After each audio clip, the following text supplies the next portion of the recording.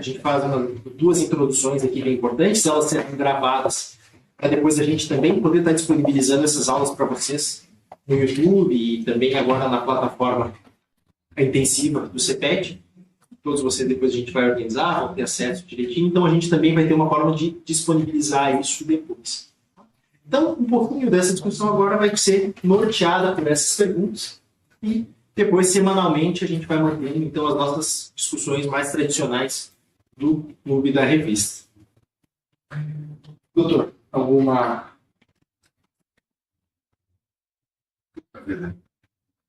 Primeiro que é uma satisfação inenarrável ter todos vocês. De verdade. Essa reunião, sempre falo a mesma coisa no começo, né?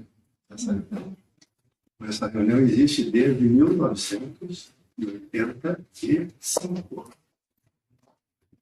1985. Reunião semanal para poder discutir a medicina intensiva, a medicina de emergência. Começou lá no Hospital de Clínicas, depois veio aqui para o Hospital das Nações. Desde que a gente inaugurou o CPET, em 1999, a gente tem essa reunião de fundo. Que antes da pandemia ela era semanal. Depois da pandemia ela virou quinzenal. Mas eu aprendo um monte com essa reunião.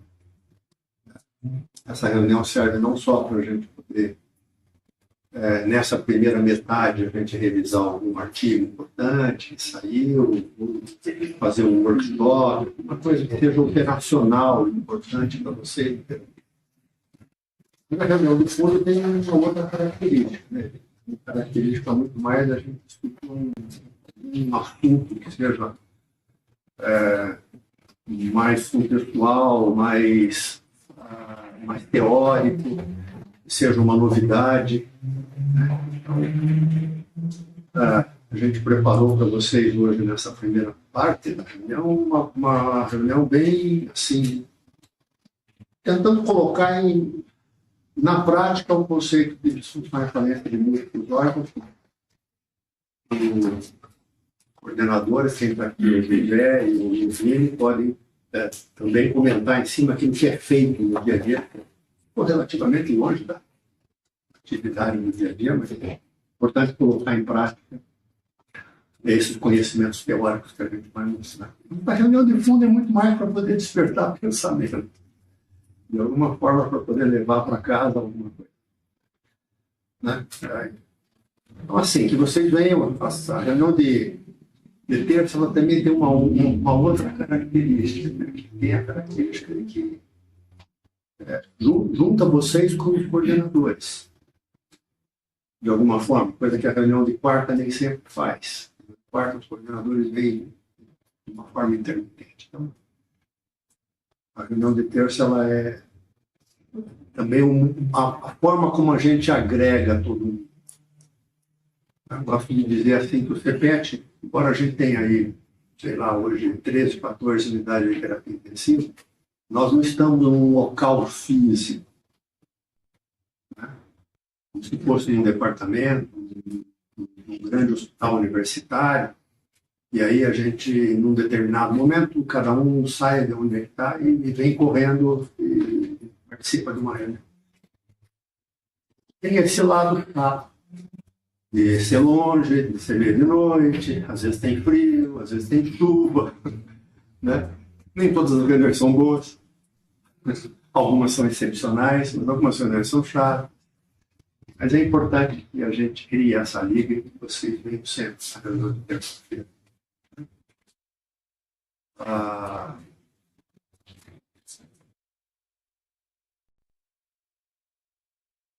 Já me esqueci. Como é que é teu nome? Eu? Juan, não. Ramon. Ramon. Ó, quase que cheguei lá. Desculpa, Ramon. Não, o Ramon veio me perguntar aqui na segunda-feira passada. Doutor, me disseram que eu tenho que perguntar quais são as 3 razões para poder faltar na reunião. Quais são as 3? Maremoto, terremoto e morte súbita. Isso aí. Que não foi reanimado com sucesso. Agora súbita não é formado. Morte súbita é morte súbita, não é estou doente. Estou doente, toma Tilenol e vem para cá. Parece brincadeira, mas a gente tem que levar isso a sério. Senão a gente fica sem se ver, senão fica sem muito propósito. A residência precisa disso. Eu sinto falta de cada um de vocês. De cada um. Né? Do mesmo jeito que vocês devem sentir falta de mim, espero. Né? Vocês nunca vão me ver numa reunião vendo meu telefone assim. Nunca. Eu não vou cobrar de vocês que vocês façam alguma coisa que eu não faço. Se eu estiver vendo alguma coisa no telefone celular, eu estou no Google ou numa inteligência artificial para poder complementar alguma coisa que está sendo dita. E está absolutamente aberto. Tá? Mas evitem ficar conversando demais no telefone celular. Se tiver alguma coisa, o melhor é pegar o telefone celular, vai de fora, responde e volta. Ok? Mas prestem atenção do mesmo jeito que eu presto atenção. Não estou pedindo nada para vocês que eu não.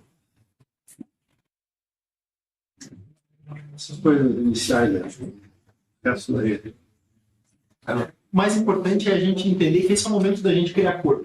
Então, essa discussão ela vem muito nesse teor. E justamente hoje é um pouco de que ela é uma reunião participativa também. Então, é um momento de tirar dúvidas, trazer um pouquinho, a gente participa junto também. E consegue aproveitar esse momento para interagir. E hoje a gente vai fazer essa dinâmica um pouquinho diferente. Então, a gente tem 15 perguntinhas, mais ou menos aí uns 45 minutos, 50 minutos, para a gente responder cada uma delas. Cada um de vocês vai ter a oportunidade de ser sorteado 15 vezes. Se tiver muito azar, será sorteado todas elas. Mas, para a gente poder discutir um pouquinho, também serão convidados a participar da discussão com a gente, trazer algum caso, algum momento, em como que a gente aplica isso no dia a dia. A gente vai norteando um pouquinho essa discussão. Então, a gente vai... Podemos começar o sorteio, doutor? Para a gente começar com a primeira pergunta? Fazer esse sorteio. Então, a ideia é a gente fazer uma coisa bem dinâmica a partir de agora. Bom, eu leio rapidamente as perguntas, sorteamos um presidente, ele tem no máximo 1 minuto para poder responder. No máximo 1 minuto. Okay? E, obviamente, na sequência, eu vou escolher aleatoriamente, geralmente aquele que não está prestando atenção, aquele faça um complemento. E depois o José e o Vini marcam a bolada. Tá bom? Quem vai ser o presidente? Vamos sortear aqui, então, primeiro. Só mostra ali, Vini, que tá o nome de todo mundo.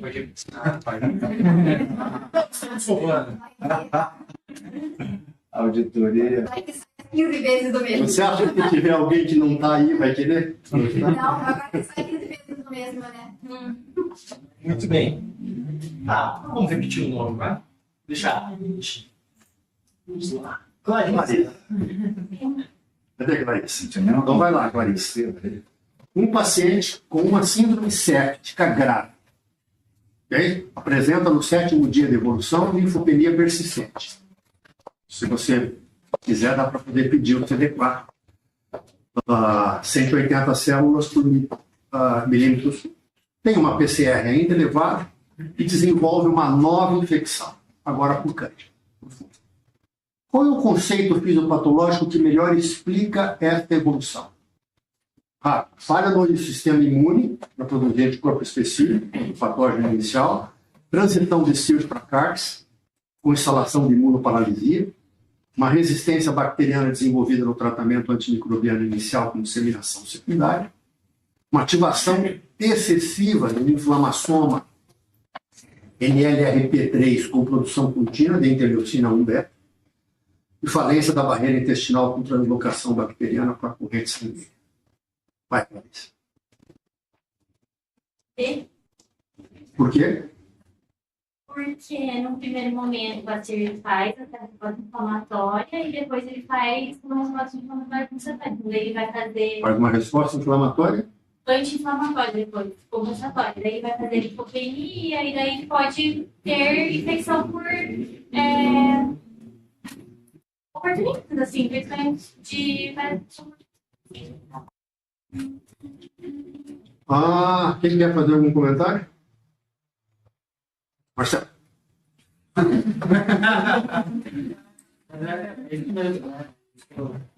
No artigo que o doutor trouxe, é aquelas duas respostas. Primeiramente, você tem uma resposta inflamatória. E o corpo ele tenta frear isso com essa carga, né? Nesse problema, ele cria aquilo que está descrito ali como um sistema imune paralisado. Isso te faz propício a pegar infecções oportunisticamente em públicos. Alguém quer fazer algum comentário? Acho que todo mundo conhece aquela sequência de eventos de um doente grave que faz um trauma, que faz uma infecção, faz uma explosão de citocinas, 48, 72 horas, e isso meio que dá uma atordoada na resposta imunológica, e a resposta imunológica fica imunocomprometida nos próximos dias. Exagerando, isso promete que vocês não contam com os infectologistas? Promete? Se vocês não contarem com os infectologistas, eu vou dizer para vocês que talvez as infecções adquiridas no hospital elas sejam uma manifestação de disfunção de músculo. Os infectologistas é a mão, é a fogueira, é tudo isso, né? Mas sou capaz de apostar que todos vocês aqui têm Staphylococcus aureus, têm Acinetobacter, têm Pseudomonas, tem um monte de coisa na mão e não traz infecção. Porque não estão imunossuprimidos. Os doentes ganham essa imunossupressão, enfim. Então, tome o máximo de cuidado. Esses doentes precisam de ser protegidos para não ficarem infectados. Mas não está no sopro que infecção adquirida no hospital é uma disfunção de múltiplos órgãos. Mas ela é uma disfunção da imunodesregulação de um doente que desenvolve sepse. Acho que uma correlação com um aspecto prático para a gente pensar nisso, né? Aproveitando que tem ali a Cândida na história, é quando a gente lança a mão do Candida score para tratar um paciente com infecção fúngica ou superinfecção fúngica, né? Se vocês lembrarem os critérios lá, ele está basicamente se remetendo a imunossuprimidos de modo geral. A gente tem um insight um pouco, quem faz lá as UTIs cirúrgicas comigo, as barrigadas que a gente brinca, né? Então a gente sempre comenta, né? Se o paciente teve uma perfuração do trato digestório, a gente faz um tratamento habitual comunitário. Quem vai bem, vai bem. Quem não vai bem, depois do 7º, 8º, 9º, 10º dia que faz um novo HIT, a gente sempre lembra de cobrir o trato digestório, pensar em Cândida nesse momento. Obviamente porque existe uma colonização grande de Cândida ali, mas também porque esse cara se enquadra nesse critério aí de supressão imunológica, então a gente precisa ser um pouquinho mais abrangente.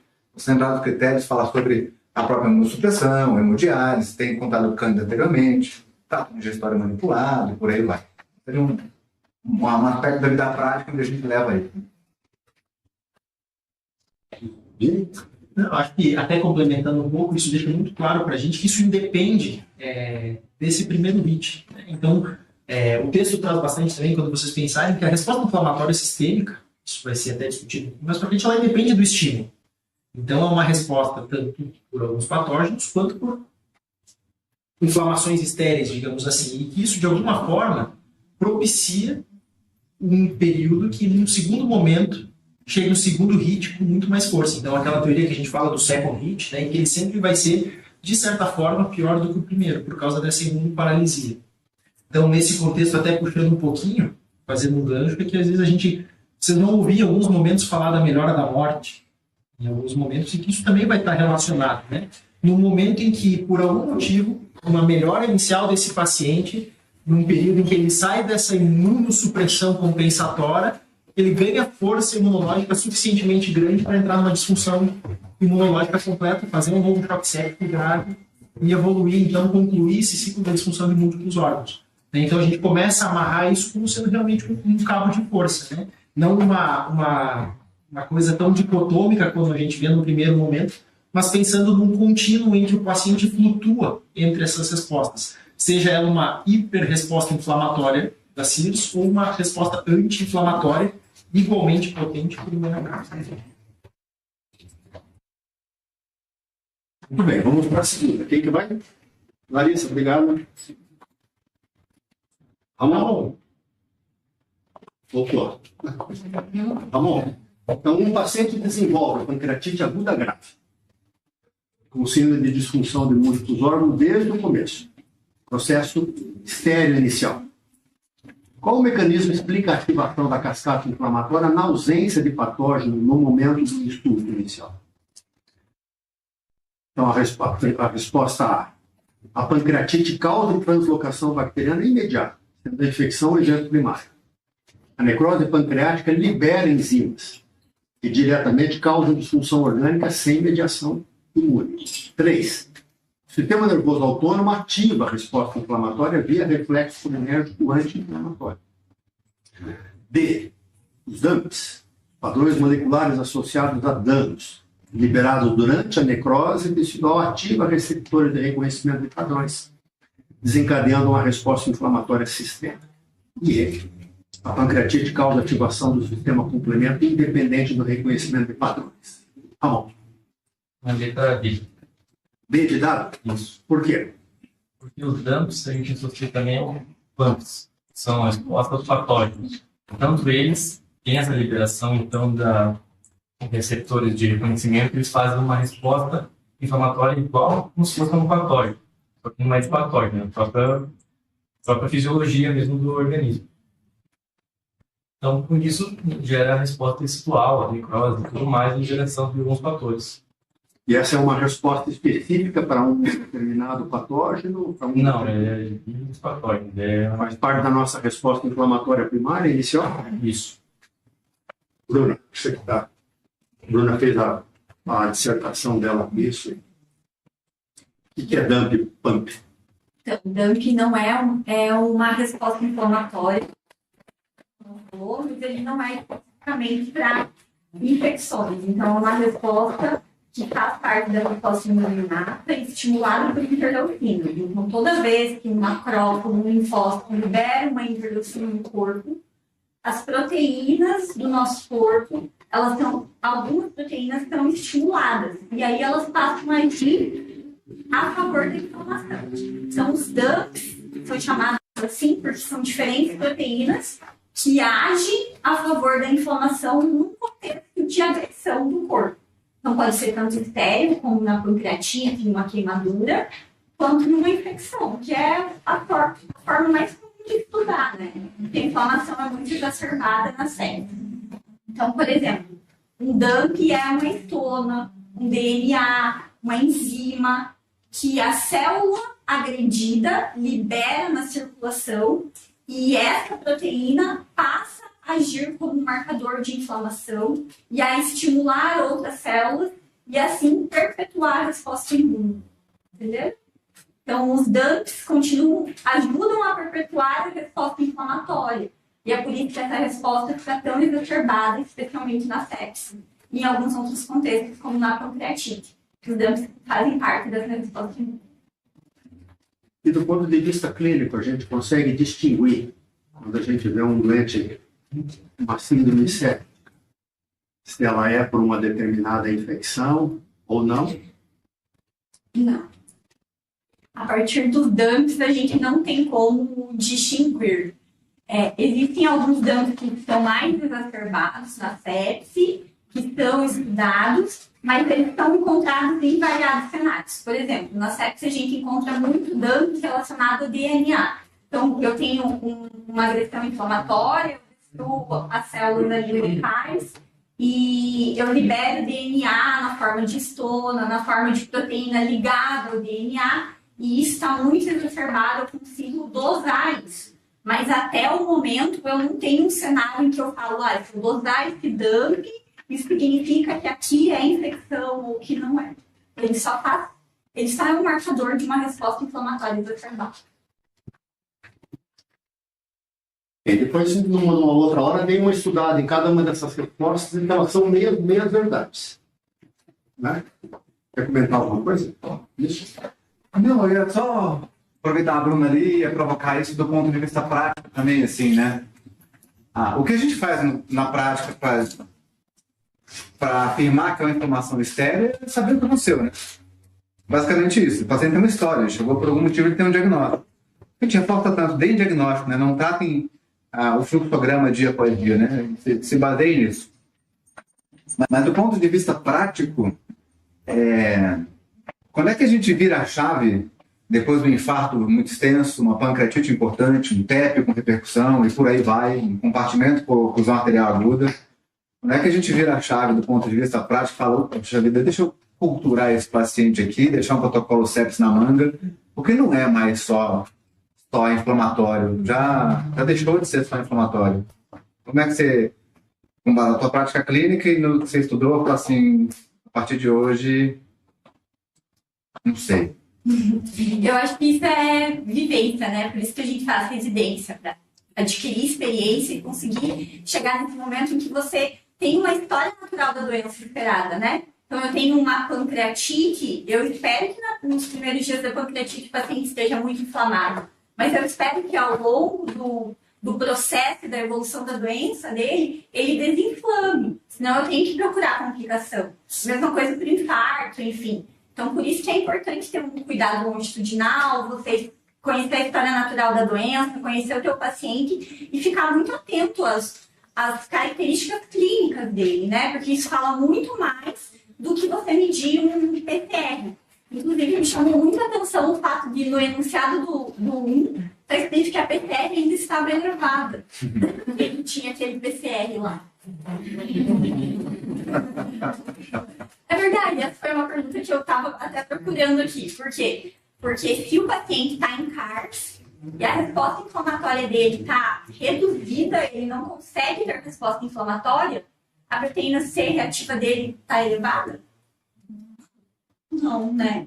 Porque a proteína C reativa, ela é produzida principalmente no fígado, estimulada principalmente pela interleucina 6. Então, eu não espero que ela esteja elevada.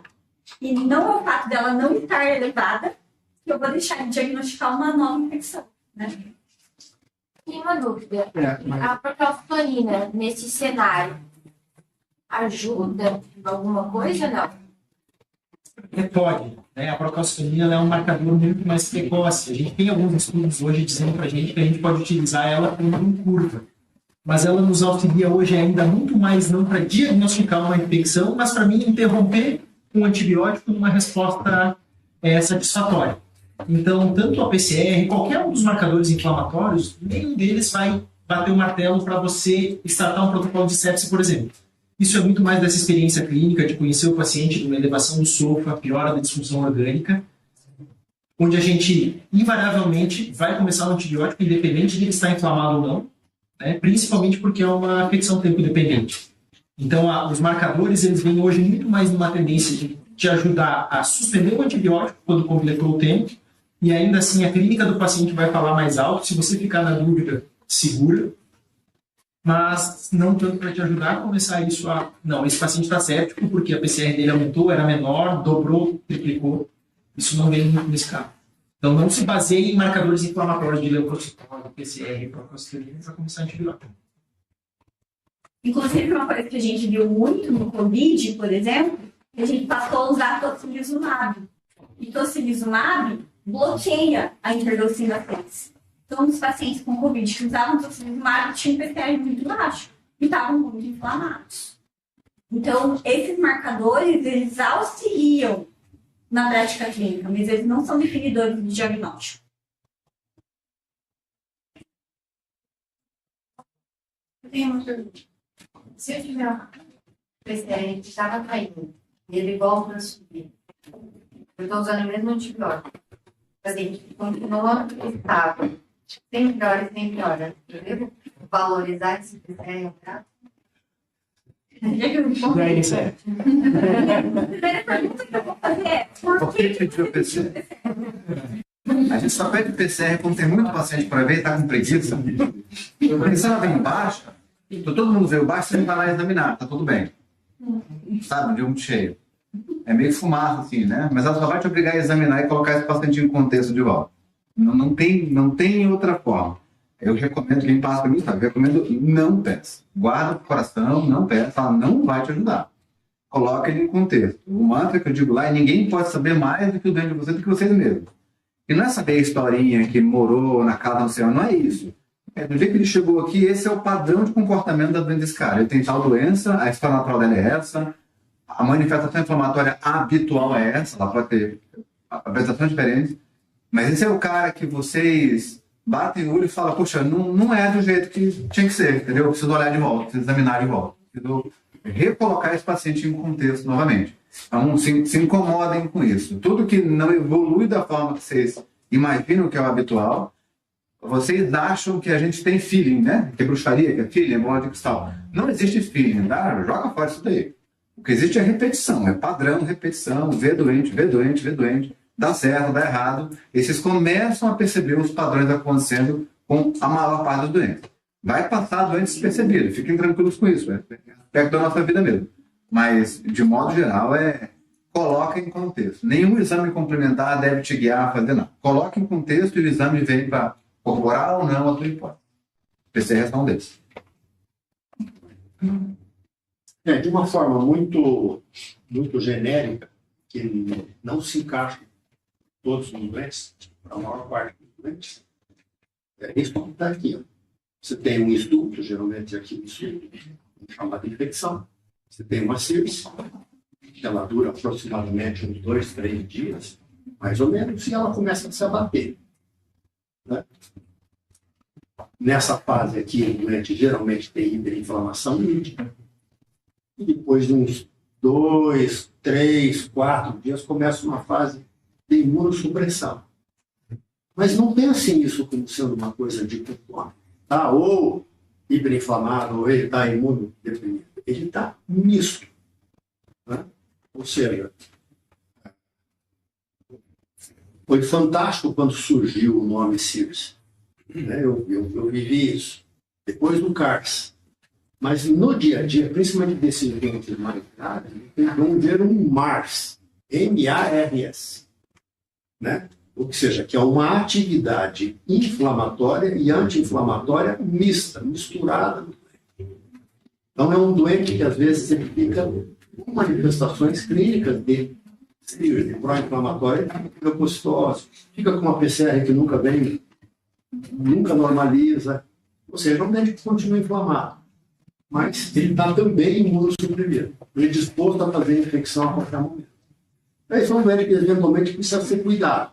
Agora, um picozinho de uma PCR, uma manifestação clínica nova que sugere infecção, precisa ficar atento que esses doentes imunossuprimidos rapidamente podem adquirir uma nova infecção. Não queiram uma fotografia que vai se encaixar em todo.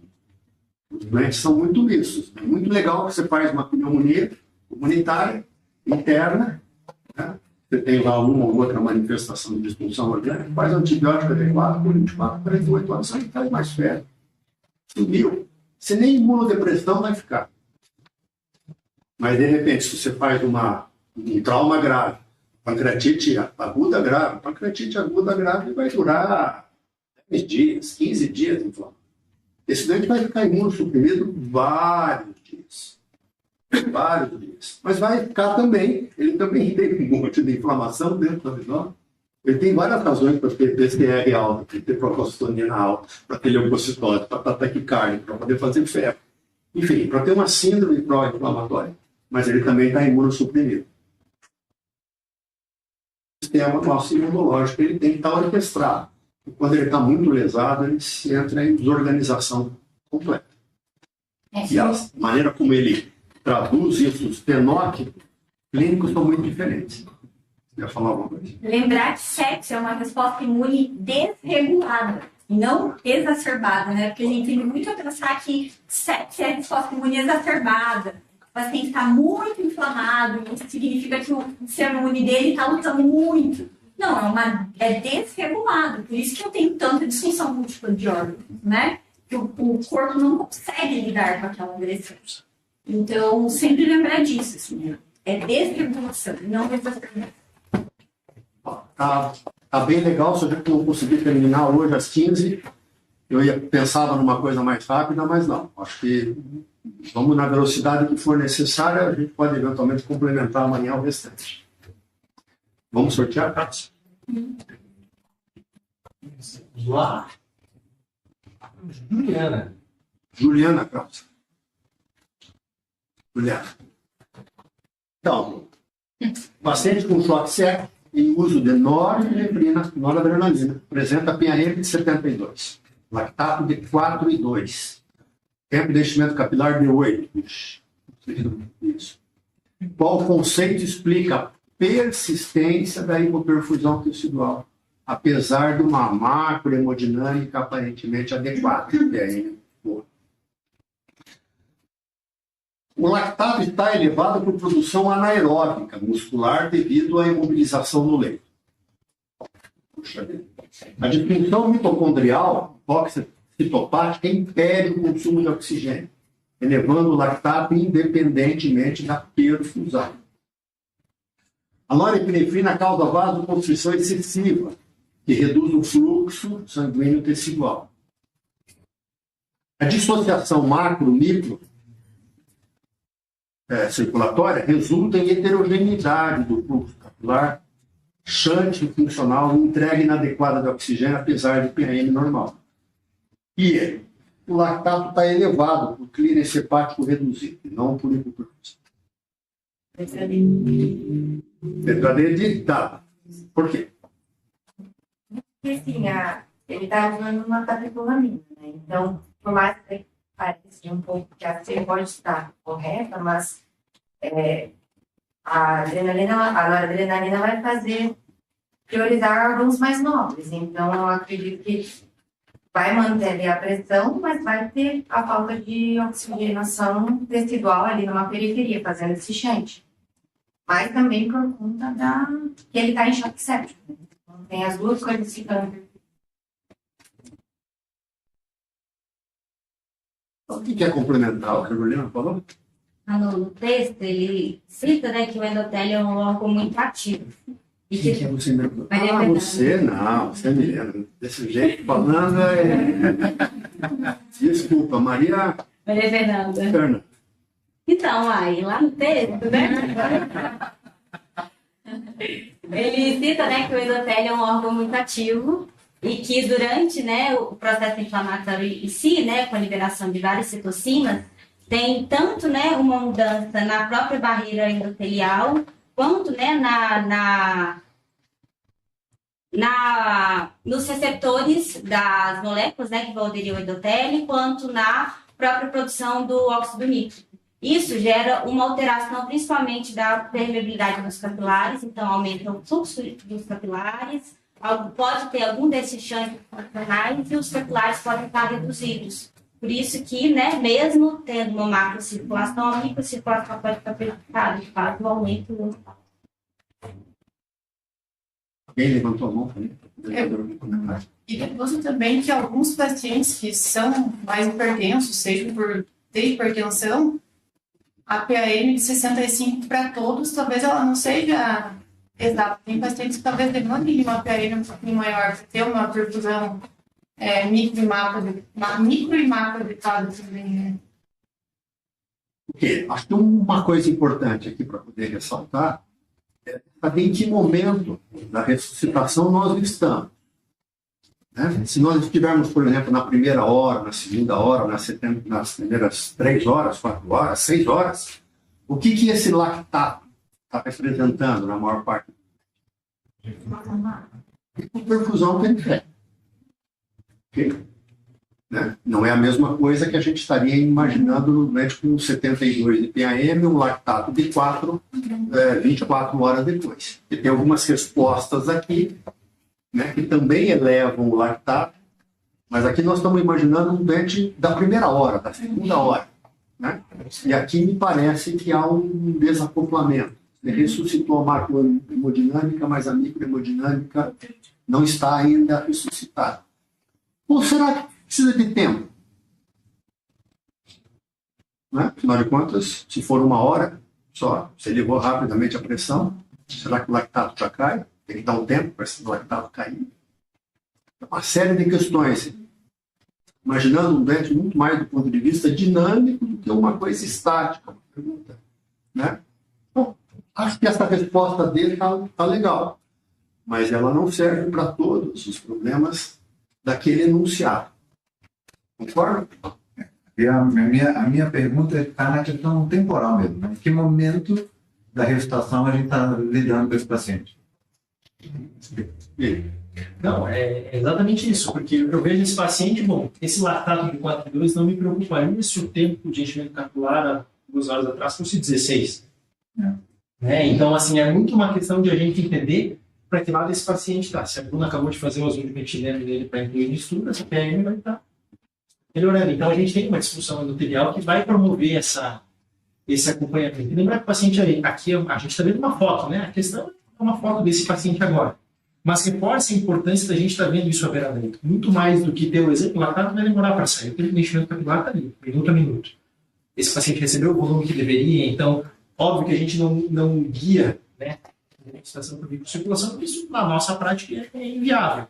Mas, ao mesmo tempo, a gente tem uma história clínica compatível, o tipo de choque, o paciente vai falar muito sobre a resposta, como ele vai ter também, o tipo de agressão, se passaram algumas horas da ressuscitação. Então, é muito de entender o que aconteceu antes e para onde a gente está indo.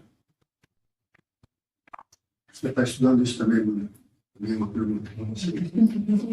Eu acho que o ponto principal, assim, quando a gente tem um paciente em choque séptico, eu acho que a sepse levanta tanto essas discussões, porque é uma síndrome que é muito heterogênea e que é muito mais difícil de tratar do que, por exemplo, tratar um paciente em choque hemorrágico, que também vai estar com a macro e com a microhemodinâmica totalmente desregulada ali, mas que elas estão sempre acopladas, né? Toda vez que eu trato a macrohemodinâmica, o meu objetivo final é otimizar a entrega de oxigênio, a oferta de oxigênio na periferia, né? Porque o que faz com que as células funcionem é chegar o oxigênio lá. Então, toda vez que eu otimizo a macro, penso no débito cardíaco, avalio o fluido responsividade, subo a pressão arterial para manter uma boa pressão de perfusão, o meu objetivo é ofertar oxigênio para as células. E isso a gente faz facilmente no choque cardiogênico, no choque hemorrágico, mas no choque séptico, isso é mais difícil.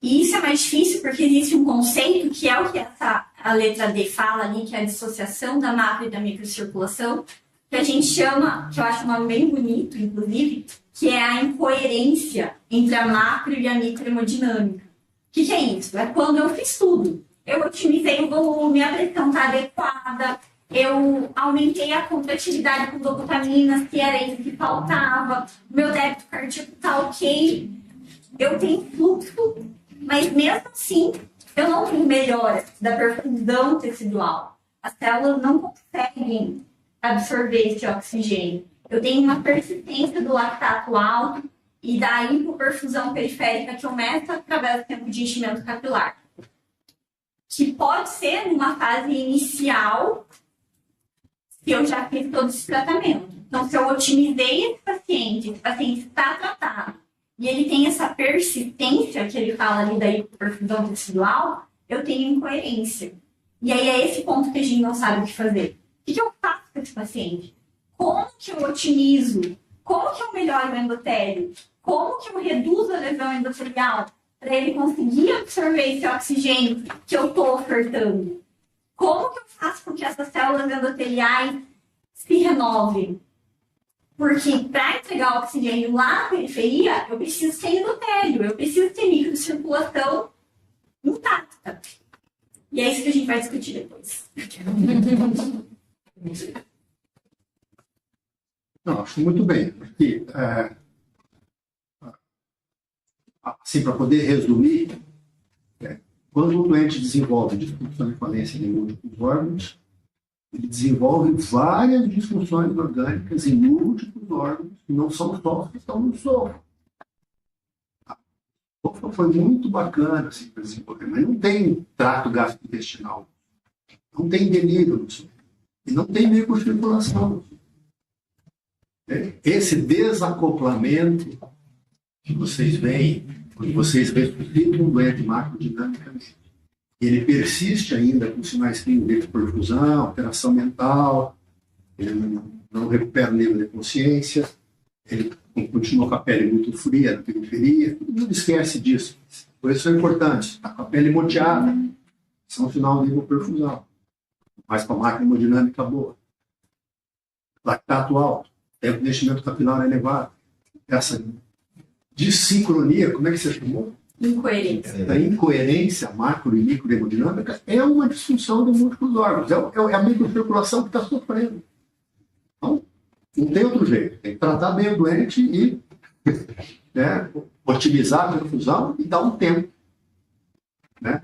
E que, desde que vocês não gerem entropia excessiva, catástrofe não vem. Espero poder falar um pouquinho dessa teoria lá no final. Próximo.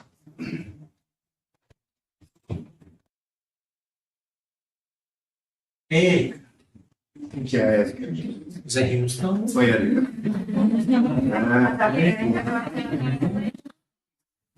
Marcado. Érica, vamos lá.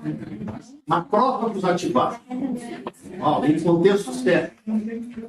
Apresentam mudança metabólica. E passam a depender predominantemente de uma glicólise aeróbica. Em vez de fosforilação oxidativa. Que droga, né? A fosforilação oxidativa, você, uma molécula de glicose, faz lembrar aí alguma coisa como 32 ou 36 ATP. Né? 32 ATPs. Na glicólise, 6. Então é altamente ineficiente, né? Precisa de entrar dentro da célula da mitocôndria e participar do ciclo de Krebs. Se não entra, ela fica queimando glicólise adoidada. Isso que gera hiperlactatemia. Estou respondendo? Não. Aquela hiperlactatemia que persiste posteriormente já não representa só a hipoperfusão, representa essa glicólise aumentada, né? Da situação de estresse, da atividade de estresse, do monte de catecolamina que vocês entram no mês, né? Eu também acho. Né? Na hora, a adrenalina faz mais do que noradrenalina, essa hiperlactatemia por estresse. Enfim, qual é a consequência funcional dessa reprogramação metabólica? Então, aumenta a capacidade fagocítica e clearance de patógenos, acúmulo de succinato dentro do macrófago, que estabiliza o fator induzível por hipóxia e amplifica a produção de interleucina 1-beta, perpetuando a inflamação. Preservação da função mitocondrial e aumento da produção de ATP. Ativação da autofagia com clínicas de organelas danificadas. E redução da produção de espécies reativas de oxigênio. Doutor, se eu sincera. Assim, eu iria de B. Eu não saberia exatamente te explicar. Algumas alternativas eu conseguiria eliminar. Por exemplo, a alternativa C, eu eliminaria. Porque eu não estou aumentando o número de ATP, né? Está sendo o contrário, né? Está sendo o lactato ali, no início, já é uma hipoperfusão, já está tendo uma anaerobise. Enfim, uma anaerobia ali. Assim, eu iria de B, eu dei uma lida, mas eu não entendi muito bem em relação a isso. Mas, sendo sincera, eu só iria de B, não saberia justificar tão bem assim, mas eu sei que as interleucinas estão relacionadas no processo inflamatório.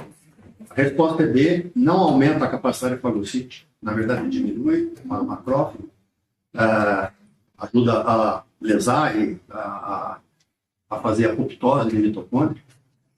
A autofagia também fica eliminada, né?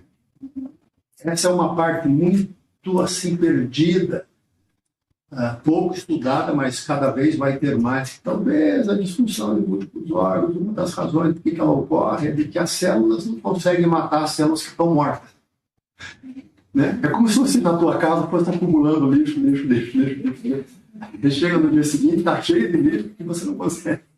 Né? A autofagia é uma importante, principalmente para aquelas células que foram. Então, é uma pergunta muito mais conceitual, você saber uma determinada. Entender de que essa atividade inflamatória causa uma lesão da atividade imune dos doentes. Alguém quer complementar alguma coisa? Sim, esse pedaço em específico do texto, né? Ele não é muito explicativo de como acontece a vida, mas Precisa de melhorar. mas ele é exatamente isso. O que é que ele fala que é o efeito, acho que é a buca, é isso? Enfim, ele fala, né, que são macrófagos imunes, né, inflamatórios, que são dependentes de glicólise aeróbica, que isso seria o efeito, né? Foi identificado em células neoplásmicas, mas está sendo trazido para cá como um efeito geral, enfim, de células inflamatórias que aumentam o seu consumo de glicose sem necessidade.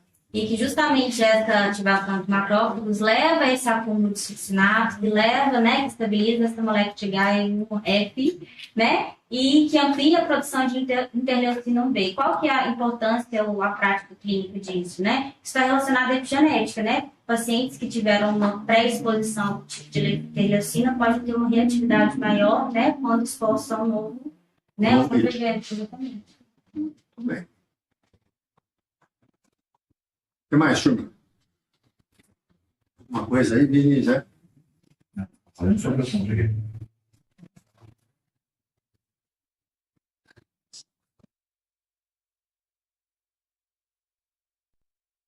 Quem que tem o DDD 016? Joãozinho. Não, eu fico olhando toda hora aqui no meu, porque eu queria chamar o Henrique, o DDD 016, e ela é isso. É meio assim. Não, mas foram os três, quando eu passei a mensagem, assim, disse que ia ter prova, os dois disseram assim, não, por favor. Eu não respondi nada. Eu nem olho meu celular. Vai responder agora. Você não viu a mensagem? Não, eu vi. Esse cerveja eu acho que tá errado. Mas é uma brincadeira. Eu acho que ele quer responder a próxima. Quer participar? A gente vai pedir para ele comentar a próxima. Quem que é o... Vamos sortear a próxima. Maria Eduardo. Não, Maria Eduarda. Paciente com choque séptico. Apresenta ecocardiograma com fração de ejeção do VL 35. Dilatação ventricular e débito cardíaco preservado. Qual é a interpretação correta deste achado? A disfunção sistólica indica mau prognóstico com baixa probabilidade de recuperação. A cardiomiopatia séptica representa a falência do coração como bomba, necessitando de inotrópico obrigatoriamente. Quando coloca obrigatoriamente ou nunca. A dilatação ventricular é um mecanismo compensatório que mantém o débito cardíaco. A disfunção é frequentemente reversível 7 a 10 dias em sobreviventes. A disfunção é causada por isquemia miocárdica, por doença arterial coronariana descompensada. E a presença de disfunção sistólica contraindica o uso do remédio.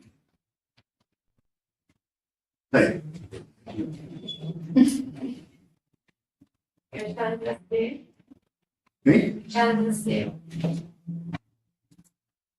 Que o paciente acaba com um mecanismo compensatório de aumentando a dilatação ventricular, recebendo mais sangue e melhorar a débito cardíaco. O choque séptico melhorar a Todo mundo consegue entender isso de uma forma bem simples? Certo? Henrique. Meu Henrique. Você foi um dos que colocou lá. Aberto assim. Esse eu não vi. Pelo que eu entendi, é o mecanismo da sepsis. Na sepsis você acaba tendo uma baixa dilatação, você está aumentando o volume e também tem a dilatação desse ventrículo. mesmo que você tenha uma disfunção ventricular, que é a diminuição da funcionalidade, você tem ali um aumento de débito sistólico, se eu não me engano. E, consequentemente, você melhora o seu débito cardíaco, compensando ele, e você revertendo esse quadro de sepsis, consequentemente, torna um quadro reversível. É o meu entendimento. Não sei se eu consegui entender bem. Quando você ele está falando, quando você tem uma sepse, tem um processo inflamatório, ele originalmente você tem uma vasodilatação periférica. A vasodilatação periférica é o principal mecanismo, a principal alteração hemodinâmica da sepse, quase que corriqueira, né? Estou capaz de apostar que se a gente medisse o teu débito cardíaco, a tua resistência periférica, quando você tiver uma gripe grave, tiver 38, 39 de temperatura, você estará taquicárdico. Batimento de ar no nariz, cara quente, periférico, né? Uma fase quente, um choque séptico, mas vai estar compensado. Não tem cardiomiopatia. Você está vasodilatado. E essa vasodilatação periférica faz com que você diminua a pós-carga e o teu débito cardíaco aumente. Para poder até ir de encontro a um metabolismo aumentado que você tem 38, 39 de temperatura. Dá para poder entender? Alguns doentes fazem cardiomiopatia. E quando você tem a cardiomiopatia, ela se manifesta de que jeito?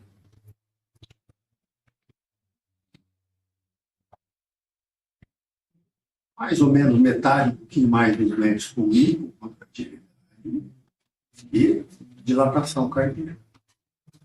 Um terço, 40%, fazem disfunção diastólica, disfunção sistólica sem dilatação.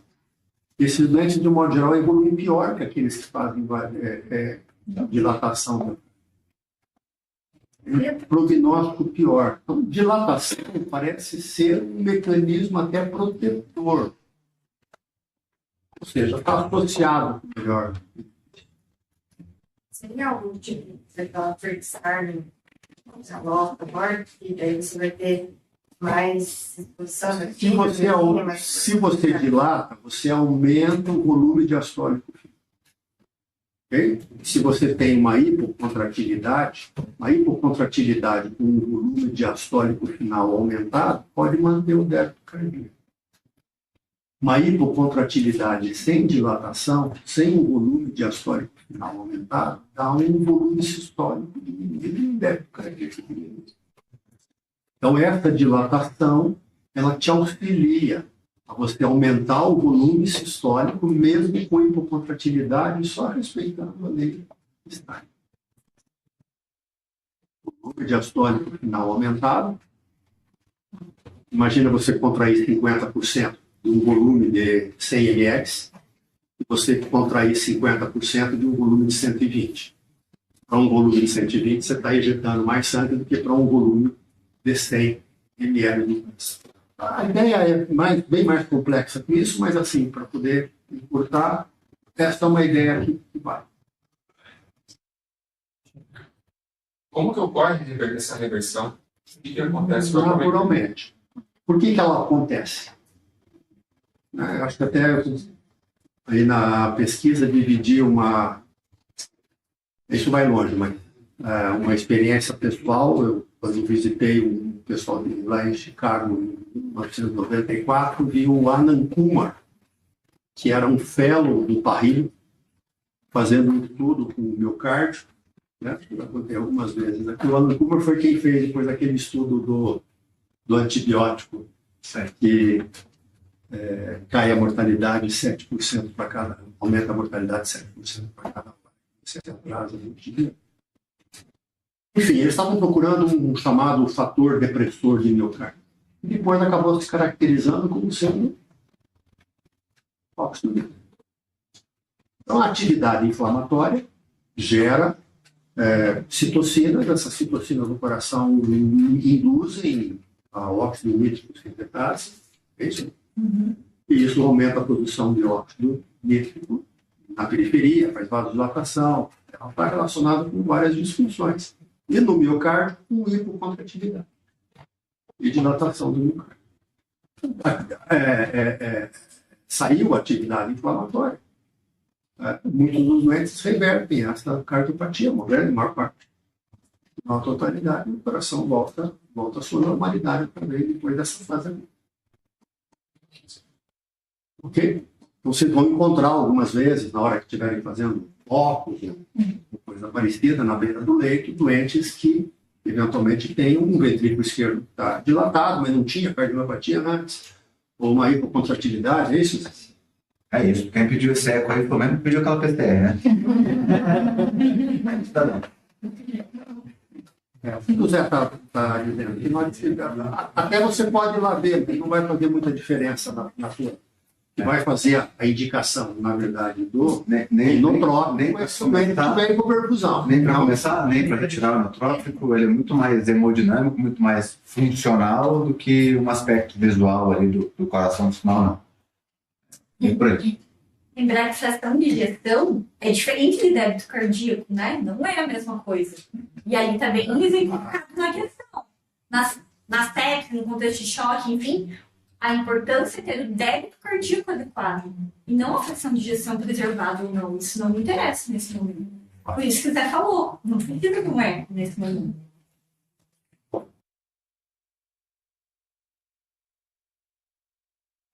Não vai dar para fazer todas, acho que essa eu vou pular. Que horas são? Agora sim, 7h01. Ou ver mandar um TEP ali, viu? Não quer fazer essa? Não. Tem pedímetro ali, vai ser complicado.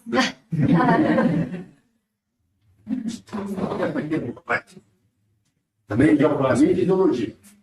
Patologia. De 123 agora, professor. Vai ser o Joãozinho. João? Adriel. Pega o microfone. Pega o microfone. Canta sem esse número aí depois. Vamos lá, Adriel. Qual é o papel do microbioma intestinal na progressão da disfunção do múltiplos órgãos? Como a disbiose contribui para a perpetuação da inflamação sistêmica? A disbiose é consequência, não causa da inflamação sistêmica. Não tem papel ativo. Boa, né?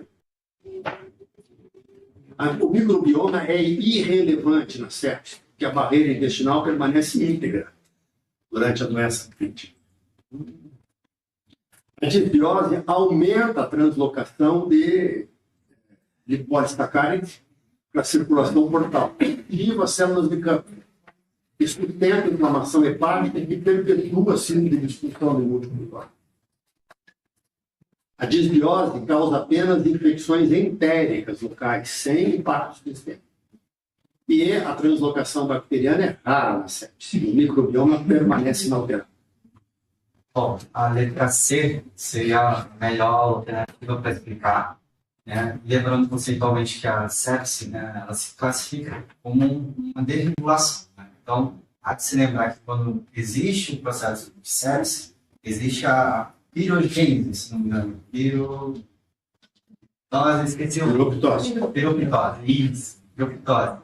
E dentro dessas, a lesão inflamatória hepática acaba aumentando as interleucinas que fazem nas células de corpo um aumento e a perpetuação da síndrome de infecção múltipla. Então, a própria degradação hepática acaba fazendo, eu entendi no texto, acaba fazendo essa perpetuação da disfunção. Gostei, Laís. Ia sobrar para você. Uhum. Claro. Que nervosa, não sei. Não? A gente muda a microbiota intestinal durante a sepse? Muda. Muda qualquer doença. Essas bactérias são super sensíveis. Acho que eu Foi. Uma maneira de a gente, eu acho que também, não só mesmo pela resposta correta, eu acho que eliminando algumas outras, é a gente ver, por exemplo, que na alternativa A, ele fala que não tem papel ativo na progressão. Então, eu acredito que, assim, a disbiose, ela, a sepse é pró-sepse. Então, ela vai progredindo e se inflamando e fazendo com que a gente tenha mais translocação, tenha a persistência dessa desregulação. Complementando o que eu já disse, doutor, também existe a parte da, como ela bem lembrou, né, essa disbiose, né, essa palavra é interessante, porque ela acaba fazendo uma troca entre quatro tipos de bactérias nós temos no intestino. Então, acabam fazendo um aumento das bactérias patógenas crescentes maiores. E aí entra naquilo que eu contei anteriormente. E aí ela entra em sistema porta, faz uma alocação bacteriana, afeta a parte da depuração hepática e que causa toda essa parte da apoptose das células. Então, me surgiu até a dúvida, né, de que quando existe, por exemplo, um fotosséptico, e aí no enunciado ele não diz de onde está vindo esse sepsis, por exemplo, se a sepsis for da parte gástrica, eu já tenho que pensar logo que existe essa translocação bacteriana. Ou se eu tenho que pensar na translocação bacteriana apenas, por exemplo, em uma parte pulmonar, eu vou ficar pensando só ali. Mas aí a sepsis vai avançando, aí eu tenho que pensar que eu também tenho que cobrir a bactérias anaeróbicas que são na parte intestinal, como apoptose intestinal, perda das células cilíndricas ali, da camada intestinal da inflamação. Então, eu me perguntei, em que momento então eu começo a pensar nisso? Ou só nos fotossépticos, ou quando a sepsis já está mais tardia?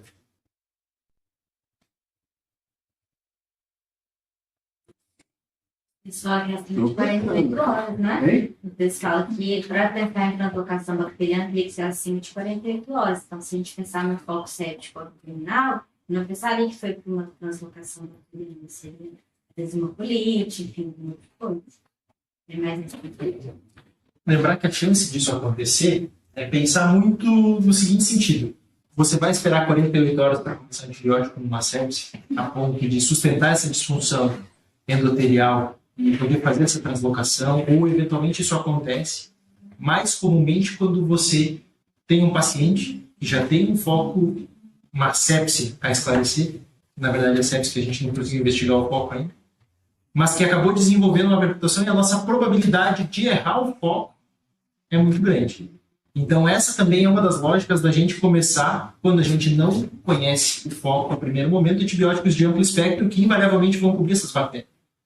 Então, se a gente tem uma sepse e de um paciente que já está internado por algum outro motivo, ou era aquela pancreatite que a gente falou antes, que eu não sei se o cara está inflamado ou não está inflamado, eu não vou me dar o luxo de não cobrir uma translocação e que, invariavelmente, quando eu for pensar em cobrir, naturalmente eu já vou estar cobrindo diretamente isso, com os antibióticos comuns que a gente tem utilizado. Então, nunca numa primeira sepse comunitária eu vou fazer isso, pensando o cara tem uma pneumonia, não melhorou em 2 dias, eu vou cobrir abdominal. Normalmente não.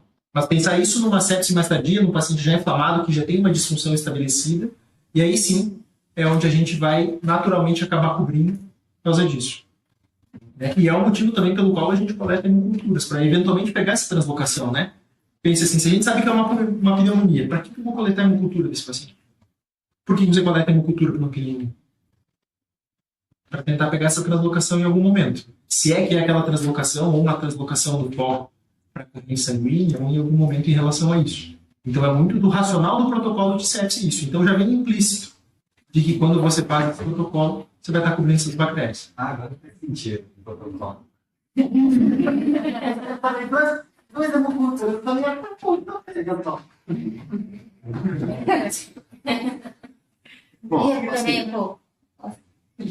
acho que a questão traz não só a questão de translocação bacteriana para outro sítio, né, que realmente pode acontecer e se tornar um novo foco, que a gente tem que cobrir depois, e isso é comum acontecer. Mas aqui o que traz a questão é mais o quanto a disbiose inflama mais o organismo, né, ele participa diretamente nesse sentido.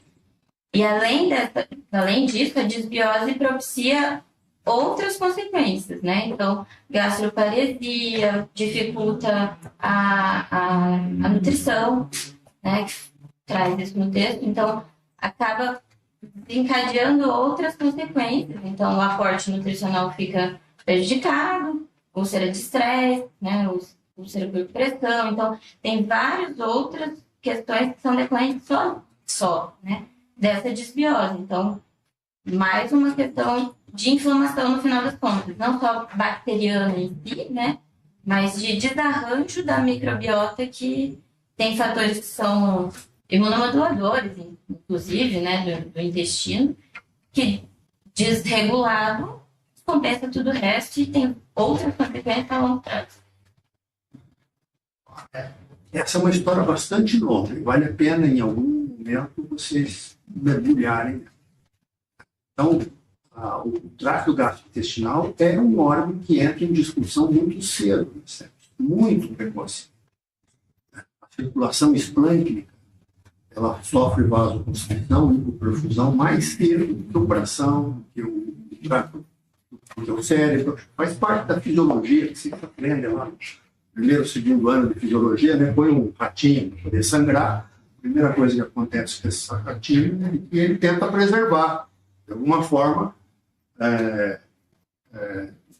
perfusão para o cérebro e para o coração. Mas ele faz vasoconstrição na pele, faz vasoconstrição no intestino, faz vasoconstrição no rim, faz vasoconstrição em todo lugar. Esse processo aí é menos importante. Então, muito cedo o tráfego gastrointestinal só.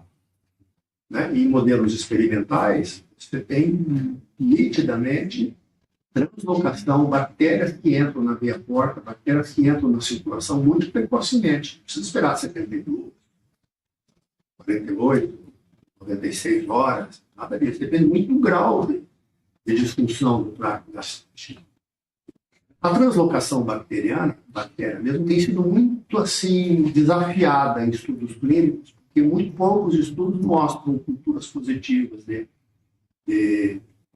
da região portal, da circulação sistêmica, né? A relação entre essas bacterias que vocês fazem, se elas vêm do tráfego gastrointestinal ou não, provavelmente vem, porque a gente não acha em nenhum outro lugar. Relação relativamente fraca. De qualquer forma, muito precocemente se imaginou que, se a bactéria cai no tráfego gastrointestinal, sai do tráfego gastrointestinal e cai na veia porta, onde é que ela vai? Ela vai para o fígado. O fígado é o maior órgão do corpo humano e é o órgão que tem a maior quantidade de macrófagos. 30% dos macrófagos do nosso organismo, 30% estão dentro do fígado, são as células do campo. São macrófagos residuais. Macrófagos como macrófago. Você bate assim, ó, o macrófago, você está onde? Eu estou na circulação. Onde é que você está? Eu estou lá no cérebro. Aí eu estou no fígado. A gente chama ele de campo. O macrófago, uma vez estimulado por bactéria, ele explode com secreção de substâncias pró-inflamatórias. Então, essa circulação, né, faz a translocação. Ativa a célula de campo. Faz mais inflamação, mais lesão do intestino, mais lesão do intestino, mais translocação. Isso era, na década de 80, o motor da síntese de disfunções de falência motor. A mesma besteira que hoje fala da microcirculação. Eu falo besteira porque é um exagero, né? Eu acho que a microcirculação, o tráfego gastrointestinal, eles não devem ser tratados primariamente. Né? Devem ser tratados secundariamente.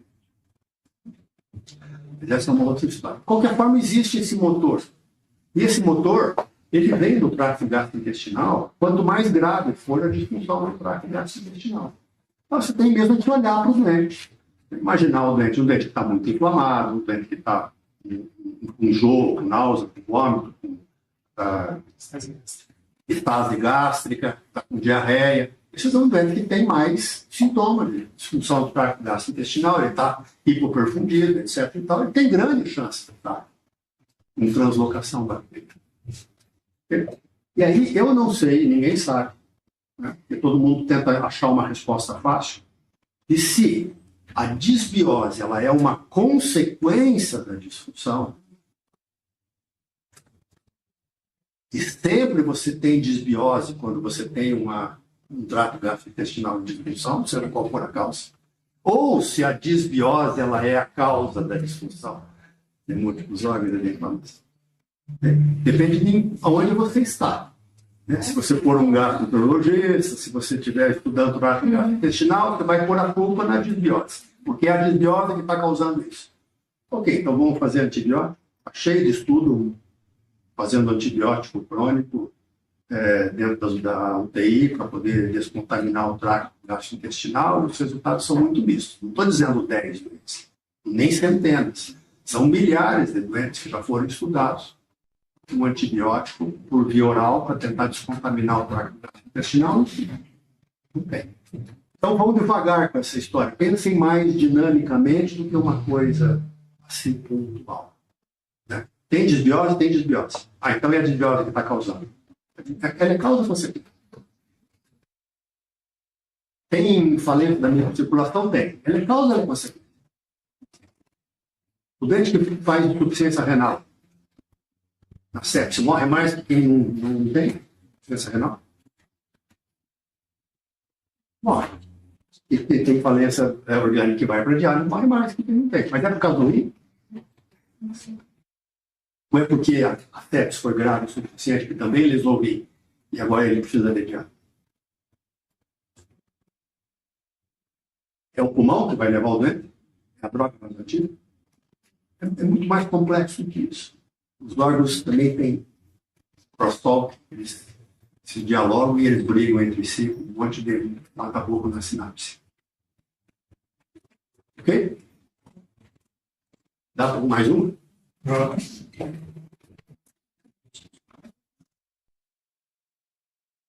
Essa não, uma hemodinâmica aqui. Essa é boa. Isso aí. Tem? Sumiu da conexão.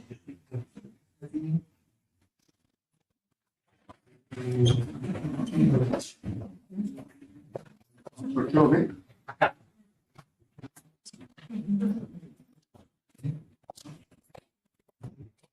Desculpa, ainda não guardei o nome dele.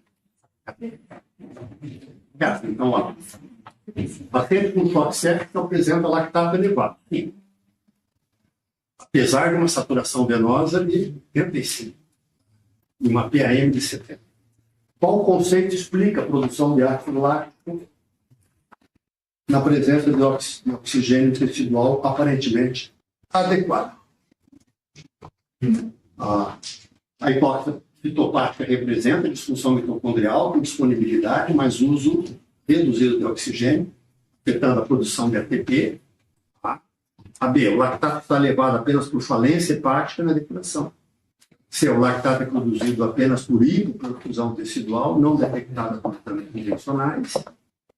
D, a saturação venosa de oxigênio elevada indica consumo excessivo de oxigênio. E E, o lactato está elevado por produção muscular, por tremor e agitação. Qual? Por quê? Quando a gente tem um mecanismo de sepse, a gente faz essa disfunção dentro da célula, né? Acaba fazendo disfunção mitocondrial e acaba produzindo os erros que a Maria Fernanda tinha falado, né? Essa produção faz o consumo e faz com que a respiração dentro da célula seja reduzida, né? Fazendo com que tenha menor, na verdade, produzindo menor ATP, né? Se a gente lembrar do ciclo de Krebs, né? Basicamente, ela é fisiologia, essa questão. A saturação venosa de oxigênio de 85 te ajuda a pensar do porquê que o lactato está elevado?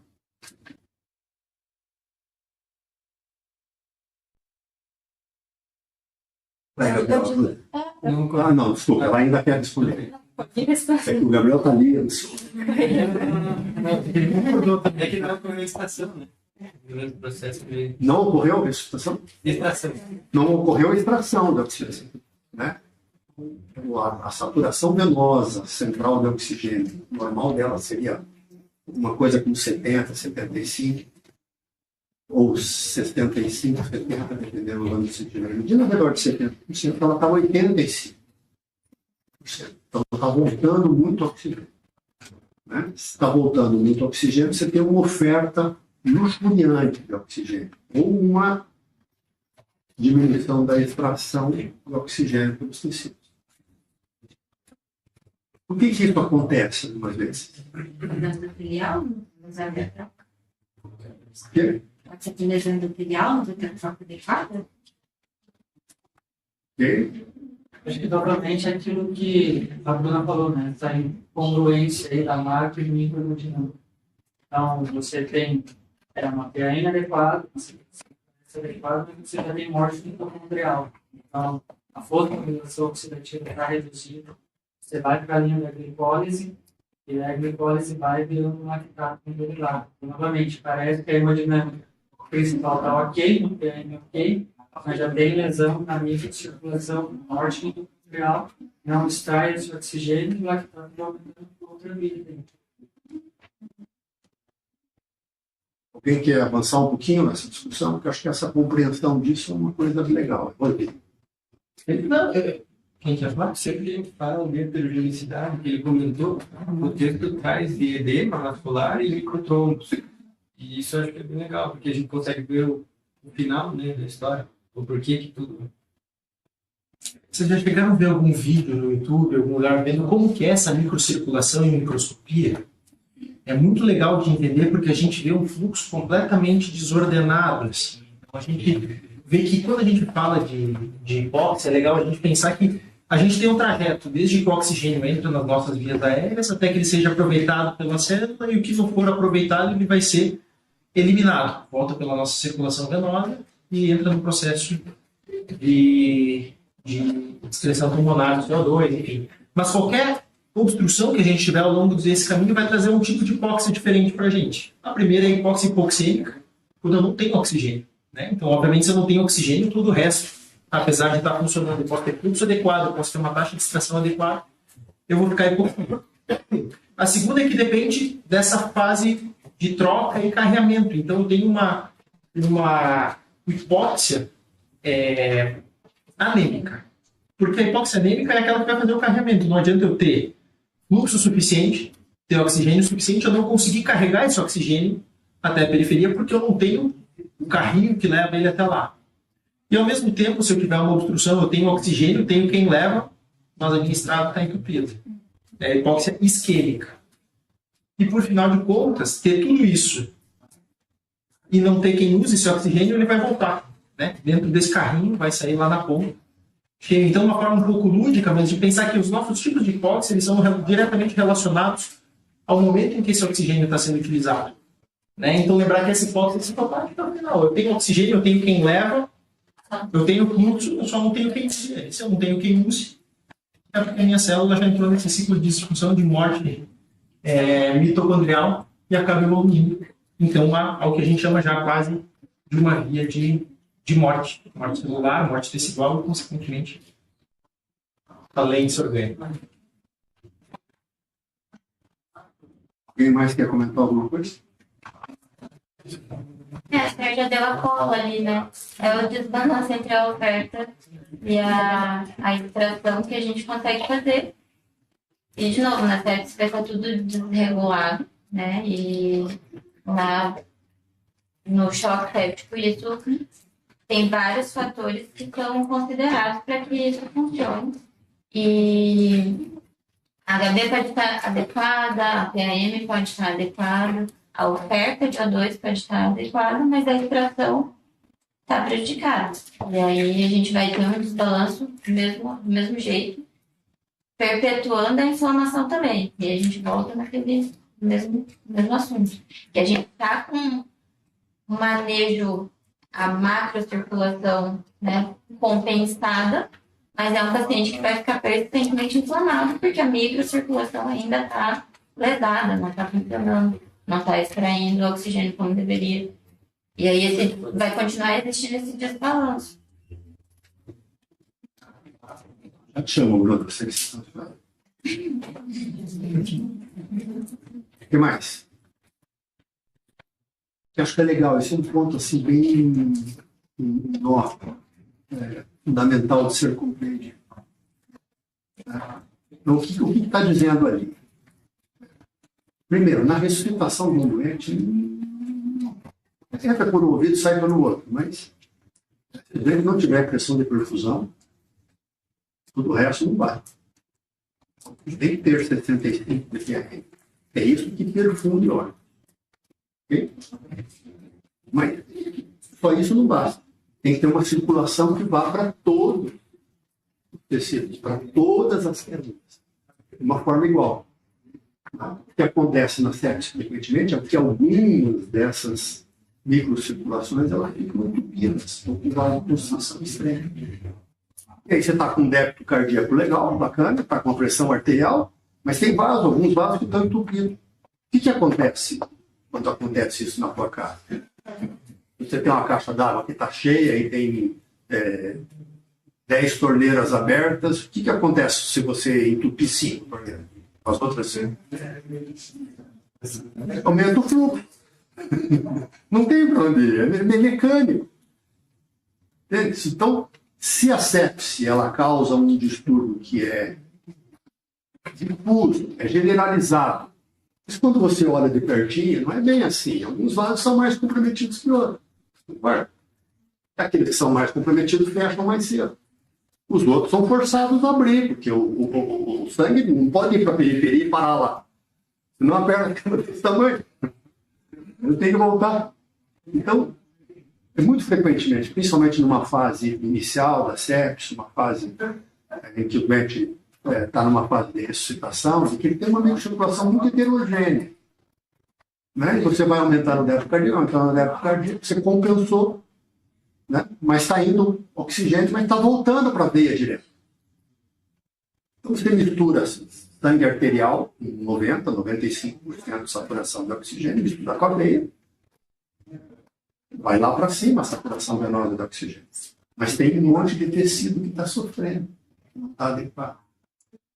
Você tem que persistir na sua ressuscitação, né? Controlar o dano, controlar a infecção, que é isso que vai diminuir a inflamação, que vai fazer os outros vasos abrir. Toda calma nessa hora. Então, isso pode ser uma possibilidade. Mas qual seria a segunda possibilidade de você estar ofertando oxigênio e estar voltando oxigênio?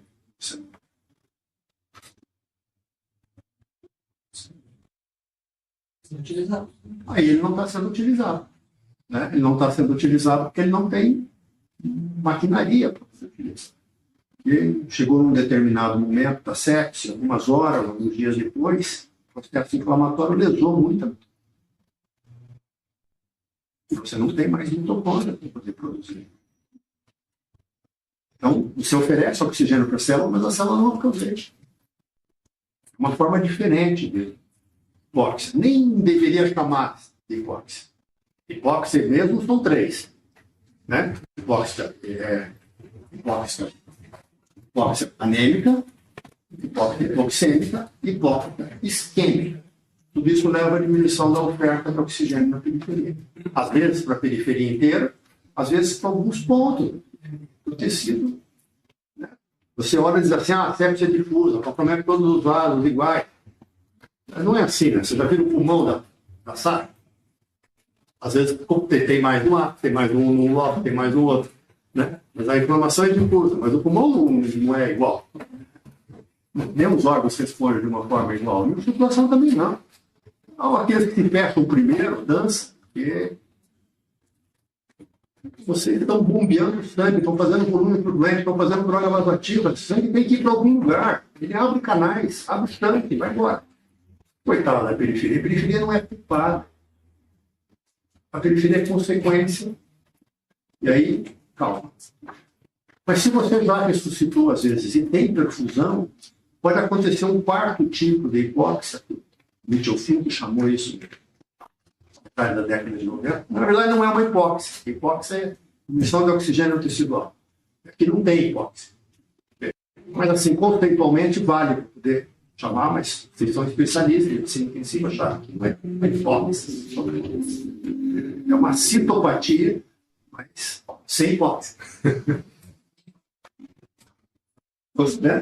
Por quê? Porque você não tem a mitocôndria. Se você der um tempo, a mitocôndria volta a funcionar novamente. Então, neste período, você pode estar ofertando oxigênio meio de margem. E está voltando oxigênio para cá. Não sei se tem uma resposta muito certa. Você precisa ver bem o doente. Se isso é mais uma circulação meio que desordenada, heterogênea, com chantes abertos, está fazendo isso, aí você tem que manter tudo. Né? Ou se isso é hiperlactatemia e isso é aumento da saturação venosa de oxigênio, porque agora a mitocôndria foi pesada. O que a gente faz quando a mitocôndria foi pesada? Dá um remédio para poder fazer mitocôndria. Né? Não existe. Se não existe, vai ter que esperar o organismo regenerar. Leva dias.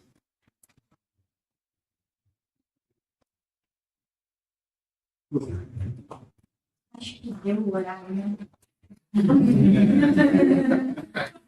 Não, é que eu acho. É que eu tenho uma opinião polêmica sobre isso, de hipóxia citopática, que eu acho que esse é um termo meio perigoso. Porque a gente não tem um momento exato para definir isso é hipóxia citopática ou isso não é. E eu acho que falar que o paciente está em hipóxia citopática sem ter uma forma, algo que defina isso, pode levar a gente a ser pouco obstinado em alguns momentos do tratamento da sepse, tá? Então, não sei, acho que hipóxia citopática é algo muito nebuloso ainda na discussão da sepse. Mas a discussão mitocondrial você concorda? Sim, com certeza.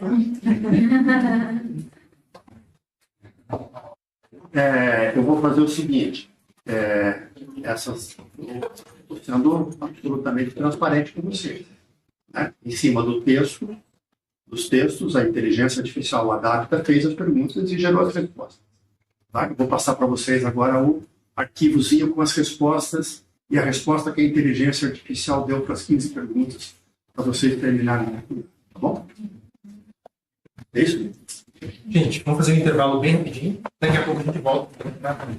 Nossa,